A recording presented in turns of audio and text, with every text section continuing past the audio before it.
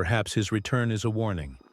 A voice from the grave, come to deliver knowledge too dangerous to remain buried. Maybe he carries news of betrayal, of a secret hidden in the very heart of the Abbey, one that can no longer be contained. Or perhaps he is not here to warn, but to claim, to take back something that was stolen from him, whether land, legacy, or truth itself. And yet there is another possibility, darker still, that he did not choose the moment at all, that someone else chose it for him. A hand unseen, pulling him back into the light at the exact time when his presence would cause the most chaos. If this is true, he is not only a mystery, he is a weapon.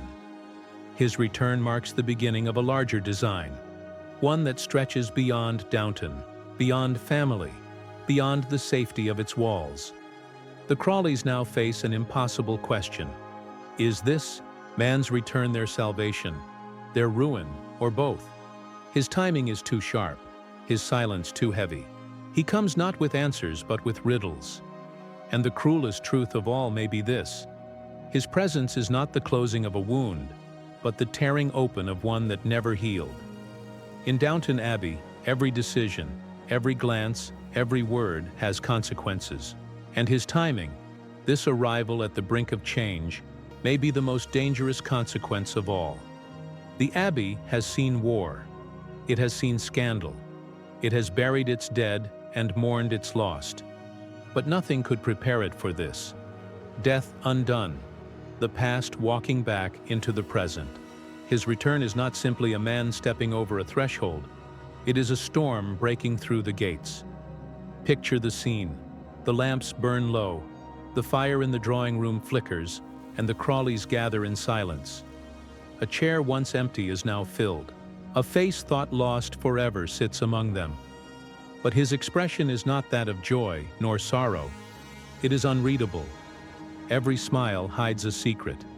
Every silence is a shadow. The Abbey itself seems to lean in, its walls listening, as though the house knows that what comes next will decide its fate. The servants whisper in corners. Footsteps echo where no one walks. Letters appear without names, sealed with urgency. The return has awakened something more than memory. It has stirred suspicion, fear, and the quiet knowledge that the Abbey's greatest danger may not come from outside, but from the man they once mourned. He is not a ghost, yet his presence feels spectral. His eyes scan the hallways like someone measuring a battlefield, each glance heavy with intention. Is he protector or destroyer? Family or enemy? The answer shifts with every heartbeat. For one truth is certain: his reappearance is not about reunion, it is about revelation. And then the question lingers like a chill at the end of a corridor. What truth is so powerful that it could pull a man back from the grave? What secret lies beneath Downton's foundations, waiting for him to uncover? Or unleash? The Abbey stands silent, its chandeliers glittering like watchful eyes. The family waits, torn between dread and hope. And in that silence, only one thing is clear: Downton Abbey will never be the same again. His return is not an ending. It is the beginning of a storm that no one can escape. The Abbey sleeps, but the questions do not. His shadow stretches across every corridor, his silence louder than the tolling of any bell. He has returned, but the truth of why remains locked behind his eyes. Is he the family's salvation, drawn back to protect them from dangers they cannot yet see? Or is he their ruin, carrying with him secrets sharp enough to cut through centuries of legacy? This is no simple homecoming. It is a reckoning. Every whispered theory, every unspoken fear, every glance exchanged in candlelight becomes part of the riddle. The Abbey itself seems to hold its breath, as though the very stones know what the family dares not speak. When the dead return, they never come back empty-handed. And now the question is no longer his alone. It belongs to all of us. Why now? What force pulled him back into the story at this exact moment, when Downton stands at its most fragile? Was it fate, vengeance, love, or something darker? The answers lie not in what is said, but in what is hidden. And perhaps that is where you come in. Because every theory tells a different tale, and every tale reshapes the man who now walks again. So tell me, what do you believe? Has he returned as a guardian, carrying truths that might save the Crawleys from collapse? Or has he come back as a shadow, bringing with him the weight of secrets that could tear Downton apart forever? The Abbey's doors are open, the mystery stands before us, and the story is far from over. His return is not the end of a chapter. It is the beginning of something far more dangerous. Now, it is your turn to decide. Share your theory. Reveal your answer. Because in this tale of love, betrayal, and resurrection, only one truth matters, the one we choose to believe. What if the dead could walk again? What if someone we thought lost forever returned to Downton Abbey? Not as a memory, but in flesh and blood. His footsteps echo through the grand halls, his shadow falls across the Crawley family once more, and his silence carries more weight than words. The question is not only how he returned, but why now? When Downton stands at the edge of change, when secrets are most dangerous, and when the past refuses to stay buried. Downton Abbey has always been more than just a great house. It is a stage where love, loss, and power play out like acts in a never-ending drama. Within its walls, we have witnessed the triumphs of family and the tragedies that tore them apart. Among these tragedies, few moments left fans as heartbroken as the sudden deaths that changed the course of the Crawleys' lives forever. The Abbey has a way of holding on to the memories of those who are gone. The grand dining room still whispers with the laughter of voices long silenced. The corridors seem darker, weighed down by the grief that lingers after every loss. When a character dies in Downton, it is never just a moment of sorrow. It becomes a turning point, reshaping relationships, altering the future, and testing the strength of tradition against the pressure of change. Think back to those unforgettable scenes. The carriage accident that shattered a family's happiness in a single instant, the cruel hand of illness striking when hope seemed brightest, or the sudden disappearance of someone who carried with them not only love, but also secrets. These were not just dramatic twists for the sake of story. They were wounds that defined an era, wounds that the Crawleys carried even as the world around them moved on. The deaths in Downton Abbey were never simple. They left questions behind, unspoken doubts, what-ifs, and suspicions that never faded completely. What if the truth was not what it seemed? What if the final chapter of a life was written too quickly, without the chance to know the full story? And what if someone, long thought buried, returned not as a ghost, but as a man with unfinished business? The stage is now set. Downton Abbey stands tall but fragile, with its family tested by modern times and shifting class structures. And just as the old world begins to give way to the new, a shadow from the past rises. His reappearance is not just shocking, it is dangerous. Because his story did not end where we thought it did, and his return will bring more than answers. It will bring consequences. The Abbey had accepted his death. The family mourned, the servants whispered, and life, as it always does, moved forward. But fate has a cruel habit of rewriting stories we thought finished. Now, when the Crawleys least expect it, a familiar figure steps back into their world. A man once lowered into silence, now standing in the doorway of the past. But the question is not simply how he survived. The true mystery lies in why he returns now. After years of silence, why does he reappear at this exact moment when the Abbey is facing new challenges? His timing is too sharp, too deliberate, as though his absence was never an accident, but part of a plan that has been waiting patiently in the shadows. Whispers swirl through the corridors. Some say he was forced into exile, his death staged to protect the family from a scandal that could have ruined them.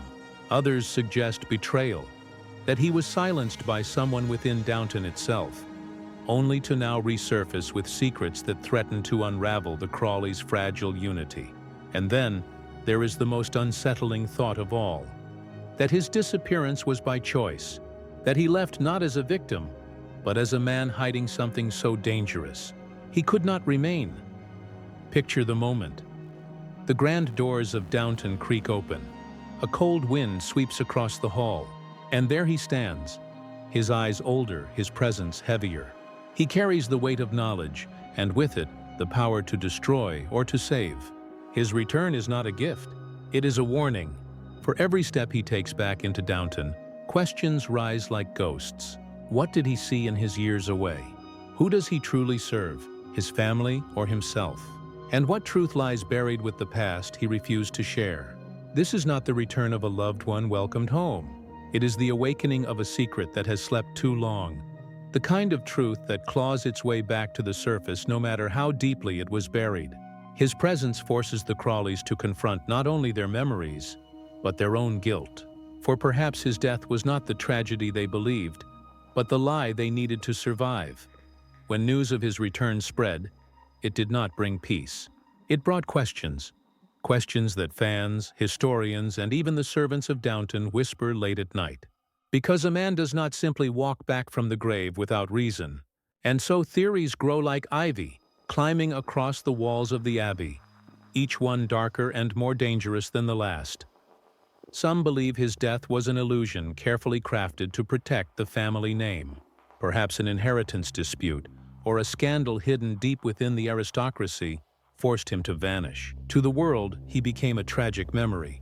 But in truth, he was alive, moving silently beyond England's borders, waiting for the right moment to return. His reappearance now could mean one thing. The secret he carried has reached a breaking point. Others whisper of betrayal from within, that someone under Downton's very roof arranged his disappearance, an enemy disguised as a friend, a hand that fed the family while poisoning it from the inside. If this is true, his return is not salvation but vengeance. Every look, every word, every silence he brings with him is a dagger aimed at those who once mourned him. And then there are theories too unsettling to ignore. What if he left of his own free will? Not a victim, not a martyr, but a man who abandoned his duty. A man who chose another life in the shadows, and now returns with an agenda of his own. Could he have forged alliances beyond Downton, among people who see the Abbey not as a home, but as a prize to be claimed? If so, his reappearance is not the closing of an old wound. It is the beginning of a new war. Each theory changes the shape of his shadow. Is he a protector, returning to shield the Crawleys from danger? Is he a traitor, exposing the family to ruin from within? Or is he something worse? A man whose loyalty has been broken, whose silence hides not one truth, but many. The Abbey has seen joy, heartbreak, and scandal before. But this is something different. A man risen from death carries more than his own story. He carries the weight of everyone else's sins. And as his presence spreads through the halls, one truth becomes clear. No one in Downton Abbey is safe from the past. The question burns louder than any other. Why now? Why does he return at this exact moment, when Downton Abbey is not only a home but a symbol standing on the edge of history? His timing is not chance.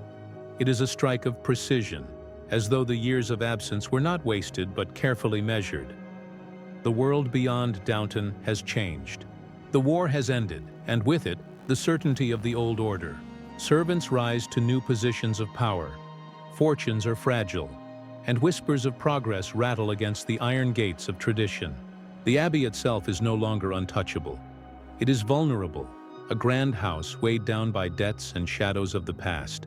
And just as the Crawleys struggle to hold their place in this shifting world, he returns, stepping out of silence like a chess piece moved into play at exactly the right moment.